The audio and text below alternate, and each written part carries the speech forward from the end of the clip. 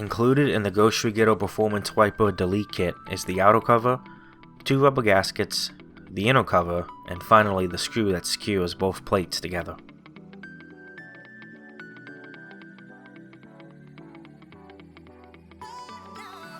To begin the install, first pull back on this cover that hides the wiper arm nut, and using a 10mm socket, unscrew the nut.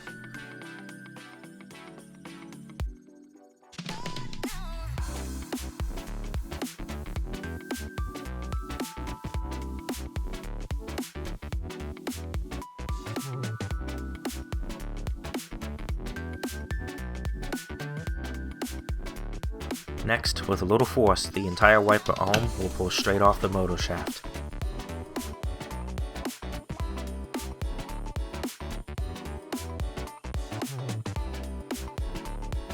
Now open up the hatch and using a plastic trim removal tool, go around the edge of this trim and slowly pry it loose to pop each clip out. It's not super fragile like some parts can be, but still take your time. You'll feel it start to come loose once gravity gets a hold of it.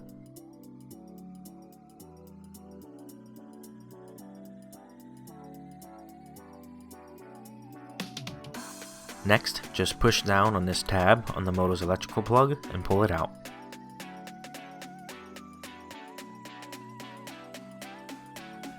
Using a zip or twist tie, just secure the excess cable and tuck it up inside that empty cavity.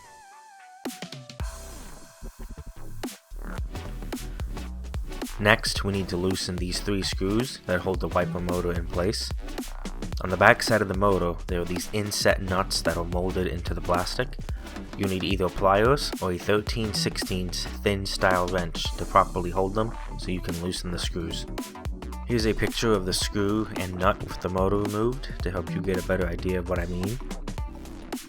And this is the thin style wrench that I used. You want to get the screws loose enough so you can finish taking them out by hand, but don't remove them all at once. Remove the topmost middle screw all the way, then remove the other 2 screws at the same time while supporting the weight of the motor, and once all the screws are out, then just carefully pull the motor down and out.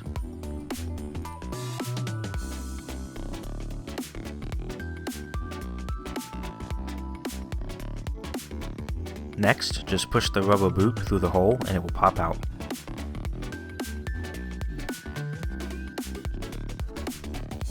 And finally, put the 2 rubber seals inside the grooves on each cover piece, and then put the outside cover on first, then screw in the back plate from inside the hatch to finish the seal. The 2 parts are machined so they fit just tight enough to not let water in, but not tight enough to break the glass. I put tape on the outside cover just to help kind of hold it in place while I lifted up the hatch and screwed in the plate from behind. And here's a quick look of what that inside cover piece looks like once it's finally installed.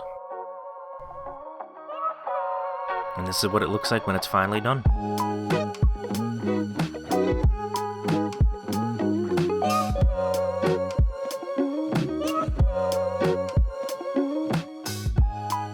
You can see they have a few different color options to choose from, so I'll put a link to their website in the description below. And while you're there, check out the other Corolla parts they make. Otherwise, let me know in the comments what you guys think and hit the usual buttons to support the channel, and I'll see you guys in the next video.